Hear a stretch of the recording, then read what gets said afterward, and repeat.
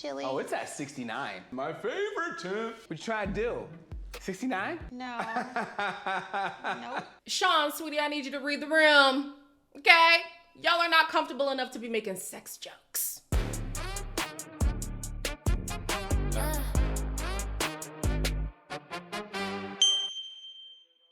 Hello everybody, welcome back to my channel. My name is Queenie. For those who don't know me, reviewing Married at First Sight, Season 20, Episode 3. Before I get into it, please make sure to like this video, subscribe and hit the bell, and leave a comment down below. We start with the last pair of the season, I'm pretty sure. It is Devin and Caitlyn. Devin claims that he is not this F-boy douchebag that everybody thinks he is. He's just, you know, a guy who's really into sports and really into the broing and all of that stuff.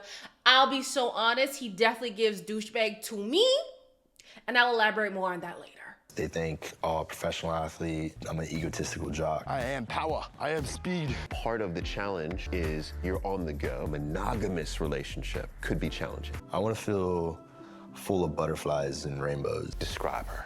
Sydney Sweeney. Devin says he wants to be a dad, especially because his own father wasn't present in his life.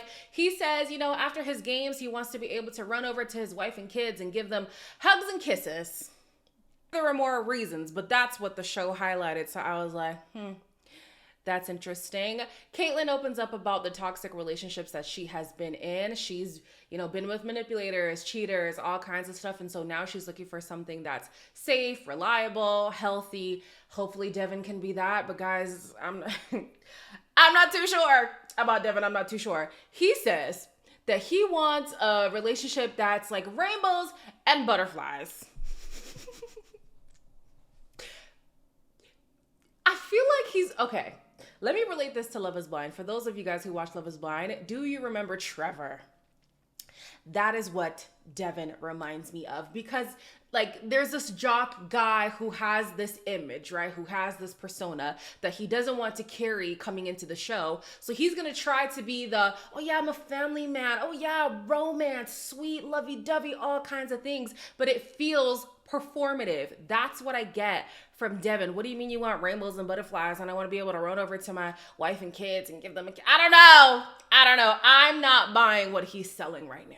Caitlyn's dad will not be walking her down the aisle. He is at the wedding, but he's very strongly against this whole process. We're going to hear him say a lot of things. Oh, these people look drunk. Oh, what kind of flowers are these? Just all kinds of commentary. He probably was clipped though, because they would show the back of his head and then we would hear his voice. So yeah, there's some creative editing there. But either way, he does make it known that he's not a big fan of this process, but he's here, which says a lot. When Devin comes out, why did this man, number one, love the green suit. I like a different choice, not always the classic suit. The green was nice. Why does he have sunglasses on his head? Yes, ladies. Oh my God. Are you ready to meet your bride? Fuck yeah. Hell yeah. Let's do this shit. Let's fucking go. So Caitlyn's dad, he stands up, he gives a speech about how he was not fond of this experience whatsoever, but at the end of the day, he's here to support his daughter. If his daughter feels like this is a good decision, then he's going to trust her decision making, and he hopes that their marriage is going to be a beautiful marriage.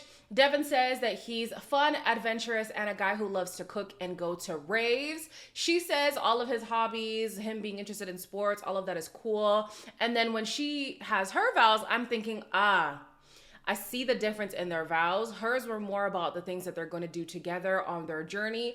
His were more about, this is me. Look at the things that I do. Me, me, me, me, me. He did talk about the we, but it was mainly the me. So the similar energy that I got from Adam, I'm getting from Devin. Just guys who want a wife and not necessarily want to be a husband. At Nikki and Sean's wedding, you know, we were left on a cliffhanger. It looked like the girl was not into him. That is true. She could not fake the funk to save her life. Nikki, plaster a smile on and call it a day. I don't know, like do something. It seems like Sean isn't picking up on things, but in his vows, he did say, you know what, my previous relationships, it hasn't all been, you know, physical attraction being right away, but those relationships were long lasting. They were good relationships, so we can have something good even if the physical might not be there. Now, two things confuse me about that. Number one, were you able to read that she wasn't physically into you? And if that was the case, why is he trying to lay it on so thick throughout the evening? And number two, I thought you said I was with Miss Universe this, Miss Wisconsin, Miss Alabama, Miss this, Miss that. What happened to that? Anyways, fast forward to the reception.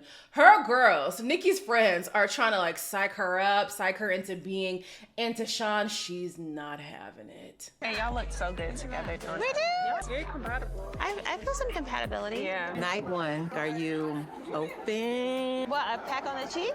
No. How do I feel? I mean, that's a general question. I mean, this wine is really great. It always kills me when people come on Married at First Sight talking about their dating woes. I've struggled for years to find somebody. Please help me. Please help me. You're relinquishing control to these people who you don't know.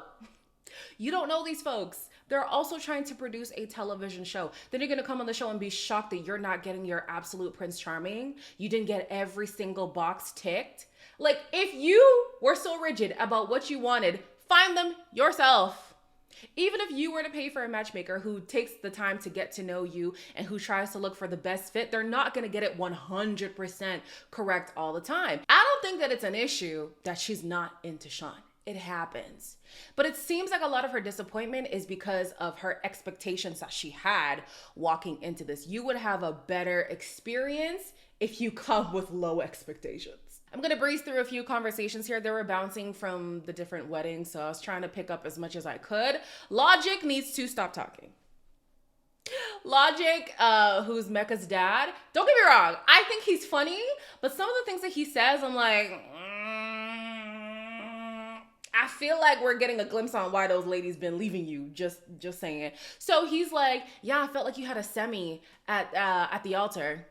Well, he said you had a full-on erection, but I'm not even gonna get into that. And then he's like, with you and Belgelie, I think you guys just need to get it cracking, like you need to bag her. You need to get the ball rolling. I like her. I like the family. I don't want to let them go. You just had a conversation with Belgelie where she was talking about her boundaries. She said she was into him, but she said not kissing was part of her boundaries. And now here you are talking about, hey, let's push the sex matter. No, let's not do that, actually. Thankfully, it seems like Mecca's too in his head to even go there anyways, but yeah, daddy, that was kind of weird. Courtney asks Nick's friends, what's the deal with him being on these dating shows? Like, what's the final goal here? And they're like, this is the goal. This is the final goal, to find somebody, to marry them, and, live happily ever after. Of course, his friends are not going to admit to the fact that he is a clout chaser. How dumb would they look, especially when some of them also came off of these shows. They're friends with him because they met on reality TV too. Like, please. I would take what they're saying as a grain of salt, and I would do my own recon regarding Nick if I was Courtney. Felipe and Tori, they cut the cake. He gives his first slice to Tori because in Brazilian culture, you give the first piece of cake to the person who's the most important to you. He says, sorry, mom, gives it to her. Tori then takes the same piece of cake and gives it to his mom, which I thought was really sweet. We have Caitlyn's dad, who makes yet another speech about how he didn't want to come to the show and he wasn't sure about this and that and whatever. But he says, after meeting Devin's family, he can see that they are good people and he is excited to see where things go with Devin and Caitlyn. On their way to their hotel room, Cameron and Michelle have a conversation that makes me feel like he's soft launching him being difficult in this relationship. I've been single for so long. Just kind of do whatever I want. A big change for me. It'll be a challenge. Yeah. I mean, maybe I've been picky with women. I'm scared that you're gonna nitpick. No. Here I was. I think it was the first, was it the first episode or the second? I don't remember. Here I was being like, you know what is long-term to him? Because maybe long-term could be like a year and a half, 2 years. Like, okay, maybe he's been with people for like a year or 2 years and it just hasn't gone past that. He thinks long-term is 6 months. He hasn't been with anybody for more than 6 months. He's 37. I'm sorry. Being single at 37, having never had a long-term serious relationship and then jumping into a marriage on reality TV? No. Absolutely not. What the hell? And then Michelle's gonna say, yeah, the last time I was in a relationship was 3 years ago. It was 3 years long. We lived together. We almost got married. We almost got engaged, sorry. But at some point, she just realized that relationship wasn't for her. So comparing her experience with his inexperience and also his contentment with being single, I feel like I can see them clashing real soon. In their hotel rooms, Nick and Courtney decide to share a bed, but she's already in her head about him getting bored of her. Girl, it's only been a handful of hours. Like, give it some time. Like, if you're already spiraling over something that's not happening, this is a disaster waiting to happen. Then we have Mecca and Belle, who also decide to share a bed. He too is in his head. He thinks there's certain things about himself that she's not going to like. And she says it takes a lot for me to get the ick. And he's like, oh, well, what about this? And what about that? Ha! Again, with the spiraling, you're going to go nowhere fast.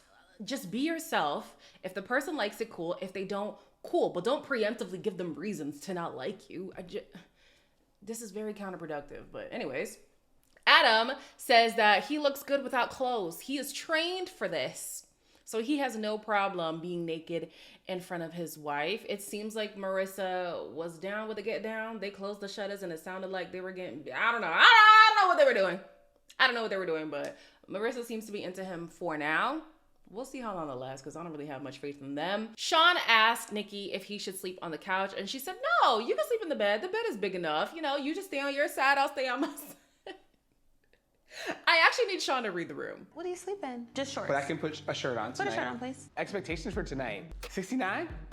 No. I'm just kidding. Nope. I am fully teasing. Can I have a kiss? Hold on that for a little bit. Oh, okay. We will. I don't think we need a kiss every 5 minutes. For someone with the last name Best, he's not the best at picking up on context clues. Like, how many ways does she have to say, I'm not into you? This man's gonna say, you know, I think things are just a little bit awkward right now. Like, obviously I'm more comfortable than she is, and she just needs more time to get comfortable. I don't think there's a level of comfortability that's gonna make her just be, you know, really attracted to you. However, we did see in the preview that they are gonna be kissing on the honeymoon, so maybe, you know, he'll wear her down, maybe, but I don't think it's a matter of, oh, let me just make her feel comfortable. I think she just has an image in her head. And if you are not that, I don't see her fully giving herself to the process. Devin says that he likes Caitlyn because she's dainty.